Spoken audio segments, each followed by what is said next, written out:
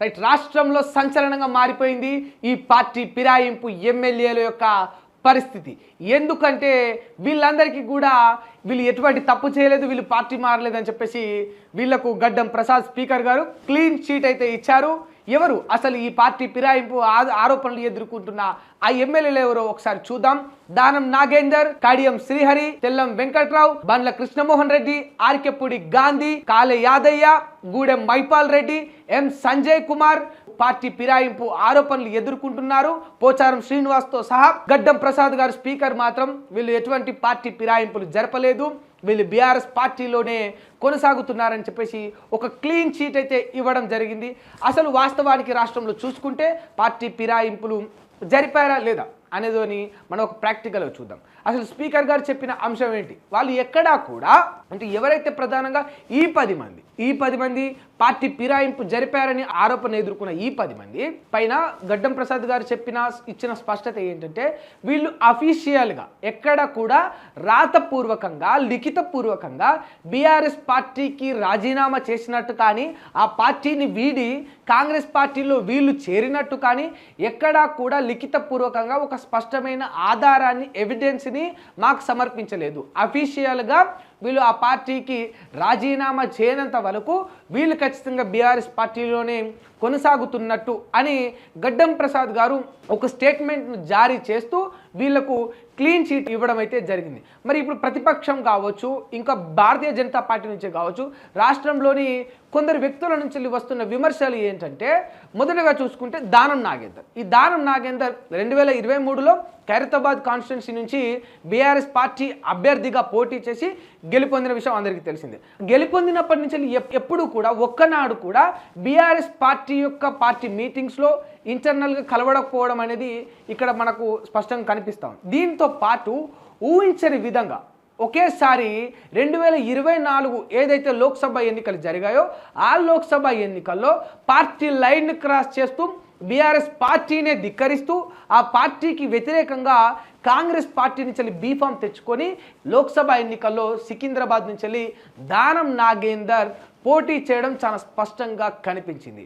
మరి దీన్ని ఏమంటారు అని ప్రతిపక్షాలు కావచ్చు, రాష్ట్రంలోని కొందరు ప్రజలు అడుగుతా ఉన్నారు. అక్కడ చూసుకుంటే కడియం శ్రీహరి కూతురికి అంటే కడియం కావ్యకి బీఆర్ఎస్ పార్టీ నుంచి బీఫామ్ టికెట్ ఇచ్చినప్పటికీ దాన్ని వాళ్ళు తిరస్కరించి ఆ ఆఫర్ని రిజెక్ట్ చేసి కడియం కావ్య తిరిగి మళ్ళీ కాంగ్రెస్ పార్టీ నుంచి టికెట్ పొంది బీఫామ్ను పొంది పోటీ చేసింది. ఇది కావ్య యొక్క వ్యక్తిగత విషయం. బట్ ఇక్కడ కడియం శ్రీహరి అంశానికి వస్తే కడియం శ్రీహరి గారు మరి బీఆర్ఎస్ పార్టీ అభ్యర్థికి అంటే లోక్సభ ఎన్నికల్లో పాల్గొన్న బీఆర్ఎస్ పార్టీకి అక్కడ పోటీ చేసిన వ్యక్తికి సపోర్ట్ చేయకుండా మరి కన్న కూతురైనప్పటికీ కూడా తను కాంగ్రెస్లోనే ఉంది కదా, కాంగ్రెస్ అభ్యర్థికి ఎలా సపోర్ట్ చేస్తారు?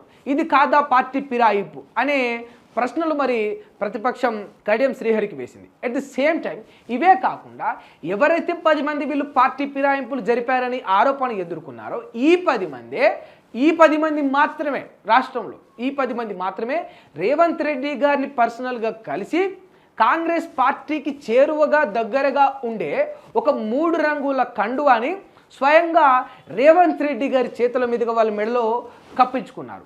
దాన్ని ఇప్పుడు కప్పిపుచ్చుకునే ప్రయత్నం కూడా చేస్తూ ఉన్నారు. అది పార్టీ కండువా కాదు, అది దేవుడి కండువా అని. మరి ఏ దేవుడి కండువానో అర్థం అవ్వలేదు. దాని మీద ఏ గుడి పేరు రాయలేదు, ఏ దేవుడి పేరు రాయలేదు. సహజంగా దేవుడి కండువాలకు ఓం నమ శివాయ లేకపోతే జై శ్రీ లక్ష్మీ నరసింహస్వామి అని మనము ఇలా చూస్తూ ఉంటాం. బట్ అక్కడ ఎలాంటి దేవుడి పేరు లేదు, ఏమీ లేదు. మరి ప్రత్యేకంగా దేవుడి కండువాలను ఏ సందర్భంలో కప్తారు?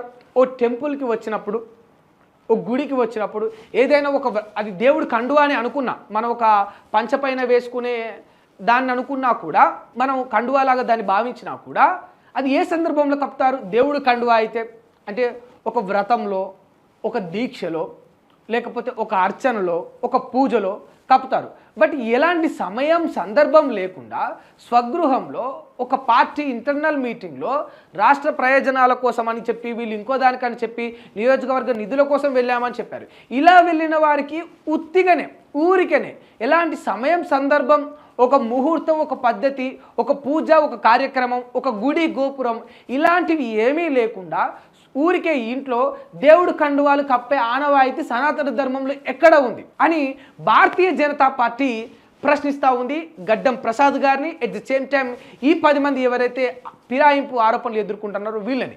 అసలు దానం నాగేందర్ కడియం శ్రీహరి విషయానికి వస్తే ముఖ్యంగా ప్రధానంగా దానం నాగేందర్ అంటే ఒక వ్యక్తి నడి రోడ్డు మీద నిలబడి ఒక కత్తిని చేతిలో పట్టుకొని కడుపులో కసాబిస పొడి చేసిన తర్వాత రక్తంతో ఆ బాధితుడు హాస్పిటల్ పారై చనిపోయిన తర్వాత ఈ వ్యక్తి కత్తి చేతిలో పట్టుకొని పొడిచే ఆ యొక్క ఘటనను కల్లార జనాలంతా చూసిన తర్వాత కూడా ఇప్పుడు కోర్టు అంటే న్యాయస్థానం ఆ వ్యక్తి పొడవలేదు, అతను అసలు దోషే కాదు, అతను నిందితుడే కాదు, అతని చేతిలో కత్తే లేదు అంటే ఎలా ఉంటుంది? ఎగ్జాక్ట్లీ దానం నాగేందర్ విషయం కూడా పార్టీ ఫిరాయింపు అంశానికి ఇప్పుడు అట్లనే ఉందని చెప్పవచ్చు. ఎందుకంటే స్పష్టంగా కాంగ్రెస్ పార్టీలో ఉన్నా అని దానం నాగేందర్ గతంలో చెప్పిండు. నేను బీఆర్ఎస్ పార్టీలో లేను అని దానం నాగేందర్ స్పష్టం చేసిండు. ఎట్ ది సేమ్ టైం ఆయన ఓపెన్గానే కాంగ్రెస్ పార్టీ బీఫామ్తో పోటీ చేసిండు. ఇవి సరిపోతాయి. అంటే రాజకీయంగా మనం ఒకటి గుర్తుపెట్టుకోండి, అంటే ప్రజాస్వామ్యం విషయానికి వచ్చేసరికి చట్టంలోని కొన్ని వెసులుబాటును ఉపయోగించుకొని I'm not telling as a loop holes అని చెప్తారు కదా, నేను అలాగ మాత్రం చెప్పట్లేదు. ఎందుకంటే చట్టంలో లూప్ హోల్స్ ఉండవు, చట్టంలో వెసులుబాటులు ఉంటాయి. ఆ వెసులుబాటులను ఉపయోగించుకొని వీళ్ళు తప్పును కూడా ఒప్పుగా చూపించుకునే ప్రయత్నం చేస్తూ ఉన్నారు. బట్ ఇక్కడ ప్రజల విషయానికి వస్తే కొన్ని నైతిక విలువలు, నైతిక అంశాలు ఉంటాయి. ఎందుకంటే ఇప్పుడు సంజయ్ కుమార్ విషయానికి వస్తే, అంటే ఎవరైతే సంజయ్ కుమార్ ఉన్నాడో ఆ సంజయ్ కుమార్ విషయానికి వస్తే మనం అంటే క్లియర్గా చూస్తే కాంగ్రెస్ పార్టీ గాంధీ భవన్లో పార్టీ ఇంటర్నల్ మీటింగ్ కండక్ట్ చేసింది. అంటే పర్సనల్ మీటింగ్. ఎవరైనా కూడా అంటే వ్యక్తిగత విషయాలు కాంగ్రెస్ పార్టీ యొక్క ఇంటర్నల్ మీటింగ్కి బీఆర్ఎస్ పార్టీని పిలుచుకుంటారా? ఎవరైనా కూడా అంటే 2 జట్లు ఉన్నాయి. అంటే ఇప్పుడు న్యూజిలాండ్ వర్సెస్ ఇండియా పోటీ నడుస్తూ ఉంది. న్యూజిలాండ్ అభ్యర్థి వచ్చి టీమిండియా యొక్క కోచ్ చెప్పే విషయాలను వింటాడా? విననీకి అసలు ఇండియా కోచ్ ఆస్కారం ఇస్తాడా?